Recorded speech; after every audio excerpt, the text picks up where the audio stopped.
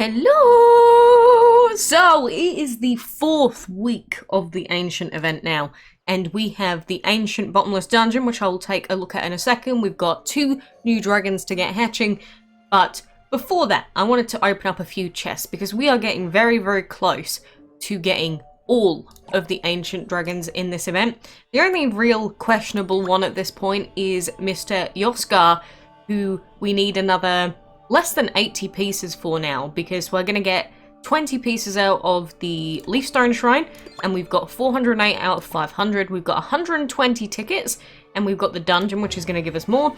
So I'm going to go and open up at least 110 of these right now and see what we're working with, so then we can sort of plan a dungeon week around it. So, you know, this is going to be the time where people are going to start, you know, getting things together, getting all their ancients, seeing how things... Really? You're not going to give me any ancient pieces? That's not fair. Come on, Iosghar, there we go. A singular. Is it going to be a singular piece? Probably. But, you know, sometimes, no matter how many chests you open up, you might just be getting 1x pieces, which means you might have to open up a lot of chests. Sometimes you might not get any ancient pieces, so it can feel frustrating. But, you know, we're going to be grinding out that dungeon, seeing what we can get, getting the extra free pieces. Those are also really helpful. I don't care about legendary pieces anymore. We have everything else except for the ancient. And you see, every time I don't see an ancient piece, I'm just going to skip them. That's 30 chests of skip. Wow. Wow. Feels bad, man. There we go. I like seeing 3 pieces of Iosghar there. But, you know, we're getting to the end of the event. We've got pretty much all of the dragons. Oh my goodness, that's a times 40. That is useful.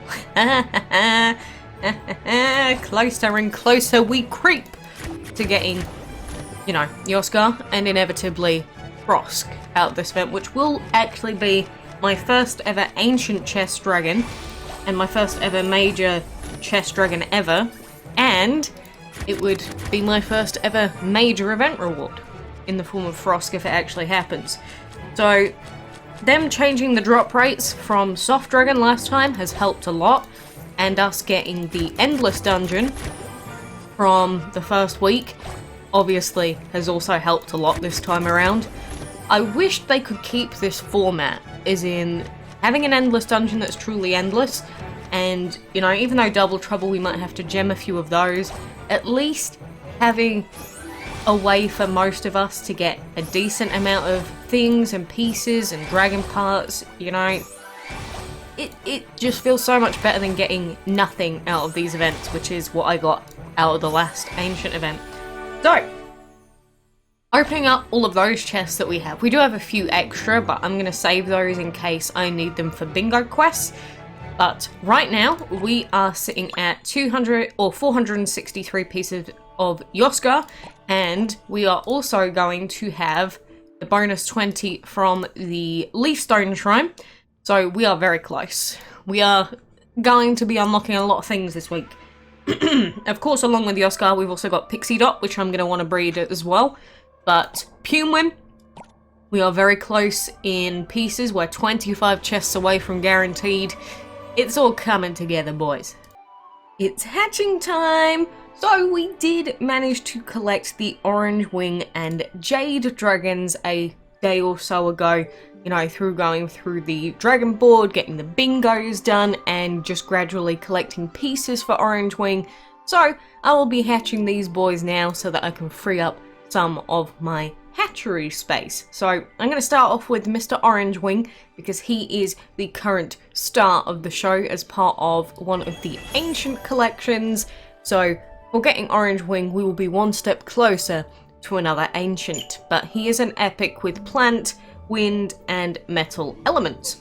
So if we pop him over here into this metal habitat, that is dragon number 2 as part of Iosghar Rising, so the only other dragon left to get is Ox. And then after that, we will have an ancient to add. So orange winged dragons were common in the ancient jungles of Dragonlandia, where they soared amongst the trees. Their colourful wings blended perfectly with the bright foliage of the time. What a cute little description. He just blends in with the little trees, has fun. Isn't that nice? And plus, if you think about him as like an ancient dragon, you could technically consider him one of the like old school, old era dragons. So like some of the dragons might have only mutated genetically in the last, I don't know, sort of few hundred years, but maybe in ancient times, you know, maybe these bad boys have been roaming for, I don't know, thousands of years.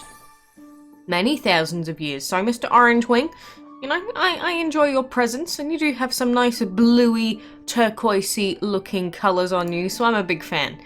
The fact that he's called Orange Wing, but the wings look more pink to me, you know, slightly annoying. I can see from the underneath that they kind of look more orange, but, you know, it's not bright orange, it's more of a pale orange, if you will. But I think the colour palette of this dragon's quite nice, and he does look like a big bird in a way. So I like him. I like that new dragon. We do also have Jade, which of course is the dragon that we got from the bingo. And I have had a Jade dragon before, but not on Windows DML.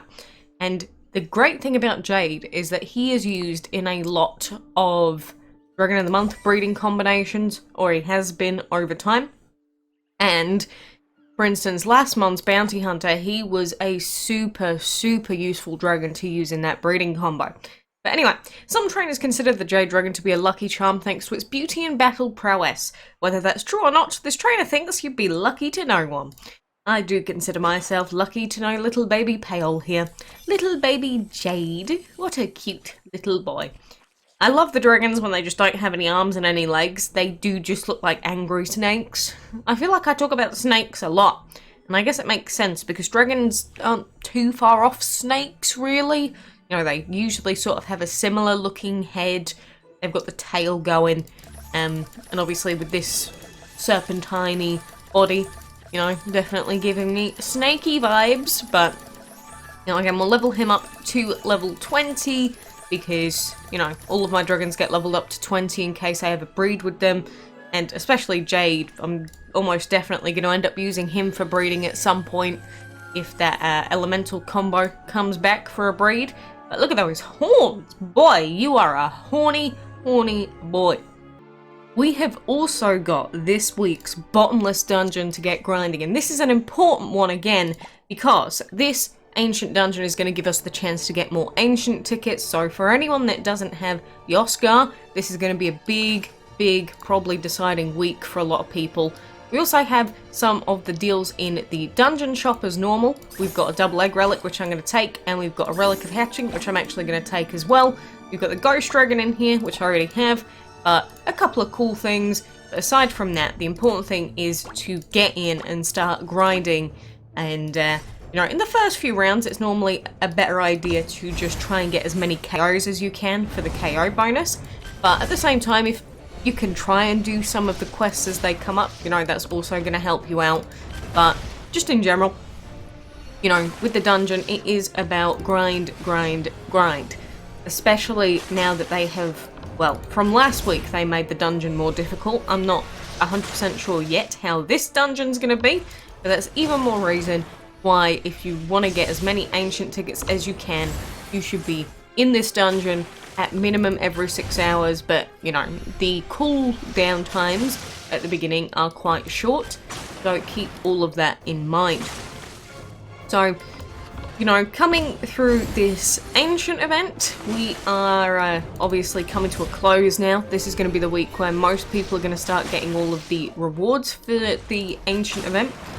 So we'll see how everyone does, and we're also going to have the catch-up dungeon as well. So that should be interesting for anyone that wants a super last-ditch attempt at getting things. But, you know, if you can get it in this week, everything done and dusted, get all the ancients that you want, blah blah blah, you're probably going to be a lot better off than you could be. But, you know, in the first few rounds, generally, lots of people tend to get around 20 to 30 KOs, which is pretty standard, really. But some people can get slightly more, some people will end up getting less, depends on how much healing they've got. If you don't have a healer in your dungeon team, then don't expect to go on crazy high dungeon KO counts ever.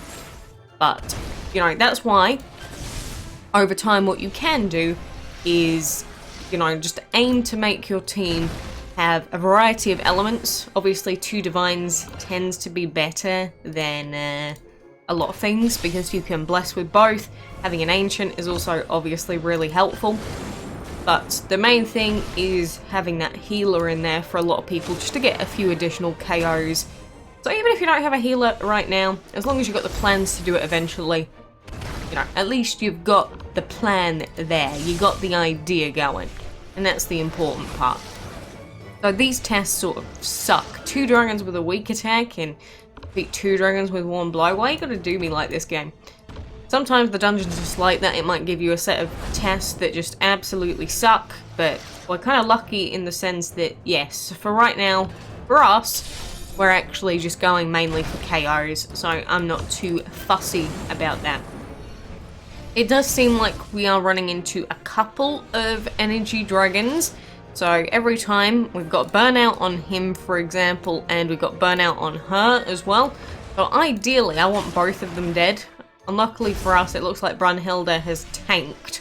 And plus, we're going to take the tick damage from the plant there. So this is a little bit of things that you should be looking out for. If you don't pay attention to the tick damage of the plant, for instance there, on the first turn we're just going to get demolished. So, no. It's one of those things where if you're not paying too much attention, that's what's going to happen to you. I don't really care at this point because I kind of want to reset, go on to next round, get some higher KO bonuses going, get some more kills. But when we are trying to go for endless runs, that's the sort of thing that I would be very careful of. So, all things considered, I do hope that you get some good luck. You get everything that you want out of the event.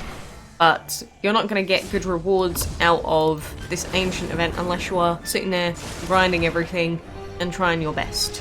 So, good luck. And, like I said, keep the grinding coming. It kind of sucks that we don't have any more weak attacks. I just kind of wanted to get the weak attacks out of the way. But, oh well. I'm just going to let myself die here. Then we'll come back in 10 minutes. And then we will do another run. Because that's what it's like at the beginning. 10-minute refresh timer. But if we open this chest, we've got ×4 tickets, and then if we keep going to the next one, we have what we're going to get in this one. Another ×4. Lovely. So every chest we open is going to have some in it. We do also have Jade Warrior as the reward dragon, but I imagine lots of people either don't care too much about Jade Warrior, maybe some of you do, but the main star of the event is of course those tickets, who lots of people are like panicking over at this point. So obviously if you want Frosk, you need Iosghar, you need all the other ancients, so it makes sense. It makes sense, right? But, you know, for now, I do wish you best of luck. This was Dungeon, very quick overview. I could have lasted a bit longer, but, you know, I'd rather take the fight bonus for getting to 30, and then we can keep going from there. So, all the way up to a fight bonus of 1,250. That's the ideal that you want to be at for the longest dungeon runs. But obviously that takes a lot of grinding or gemming. Either way, whatever you decide to do. So I guess we'll see what happens by the end of the week. But, you know, mainly just be grinding that ancient dungeon. Most important thing if you want Iosghar, you know, going for those doubles. If you want Johan, if you want Pumwin, get those purple tiles. Get them. If you can do all of them, power to you. If you're not going to be able to do all of them, just pick one and focus on it from now. And hopefully you can at least get one ancient. If not, maybe you can even get Froski Posky, which would be pretty cool. Anyway, for now, I do appreciate you joining me. I believe we've also got weekend events at the end of the week, so they might help as well. But keep you posted, and good luck.